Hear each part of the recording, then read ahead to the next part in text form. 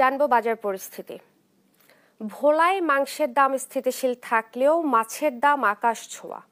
KG প্রতি ইলিশ বিক্রি হচ্ছে ৩,০০০ টাকায়। এ নিয়ে আরো জানাতে সরাসরি যুক্ত হচ্ছেন সহকর্মী ছোটন সাহা। ছোটন, আপনি তো বাজারে রয়েছেন, দাম নিয়ে কি বলছেন ক্রেতা বিক্রেতারা, জানাবেন।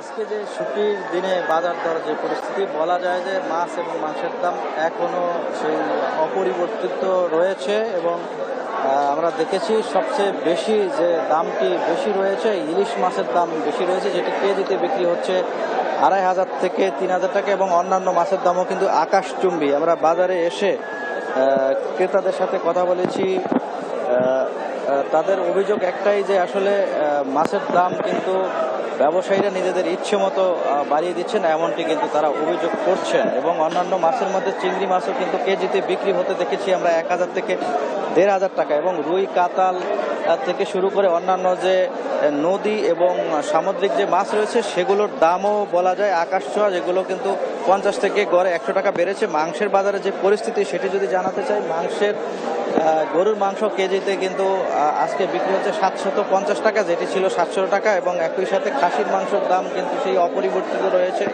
ঈদের পরপরই মনে করছিলেন ক্রেতারা যে মাছ মাংসের দাম কিছুটা হলেও নাগালের মধ্যে চলে আসবে, কিন্তু সেই আগের দামই রয়েছে, তবে বেড়েছে মাছের দামে। একই অবস্থা মুরগির বাজারের, দেশি মুরগি, পোলট্রি মুরগি এবং সোনালী যে মুরগি রয়েছে সেগুলোর দামও কিন্তু ২০ থেকে ৫০ টাকা হারে কিন্তু বেড়েছে, এমনটি কিন্তু আমরা দেখেছি। এবং যারা ক্রেতা রয়েছেন তাদের অভিযোগ একটাই এবং তাদের দাবি একটাই, তারা বলছিলেন যে নিয়মিত বাজার মনিটরিং না থাকার কারণে বাজারের এই অবস্থা বিরাজ করছে এবং ব্যবসায়ীরা নিজেদের ইচ্ছে মতো কিন্তু পণ্যগুলো বিক্রি করছেন, এমনটি বলা হয়েছে। যদিও জেলা প্রশাসন থেকে বলা হয়েছে নিত্য পণ্যের দরদাম নিয়ন্ত্রণে তারা বাজার মনিটরিং নিয়মিত করছেন, এমনটি তারা দাবি করেছেন।